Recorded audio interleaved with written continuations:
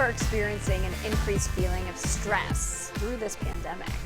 Most of us. And now new research may provide some insight into how to deal with all of that stress. So Heather, this could be from so many things right now, so many culprits. If you've lost your job, your business isn't going so well, you have a sick family member, maybe work's not going so hot. And so researchers wanted to ask people what was stressing them out, whether it was, not making rent or being separated from their family. And really there were a couple key takeaways here. The first one was talking about kind of acknowledging those emotions, and that people who did realize, like, oh my gosh, I'm stressed out, like I'm not on my game right now, actually reported lower levels of stress. Right, and that's what they say is that, look, we know this is going to happen. The researchers asked them to tell them physical symptoms, maybe sweating, increased heart rate, higher blood pressure, but also what is happening to you tangibly. Have you lost your job? Are you homeschooling?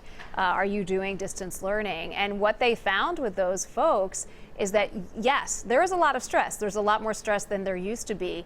But if you acknowledge it, if you're open to understanding it, if you're open to learning more about how to combat it, then that in itself can really help you. And the other concept they kind of talked about was this psychological flexibility. Right. So you're adaptable, right? Like, how do you adapt? And you were just talking about that, Heather, but it's really like, okay, I have to FaceTime my family now instead of having Sunday night dinner with them. And am I sort of reveling in the stress and being like, oh my gosh, this isn't the same?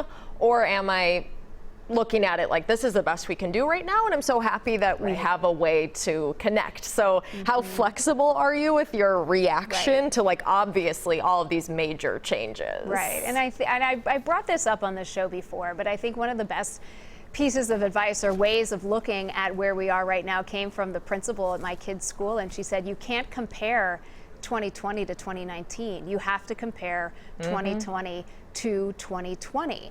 And so that's part of that flexibility. But also, it's sometimes hard for people to acknowledge that they are stressed out. They feel like they're sort of taking care of everybody, taking care of everything.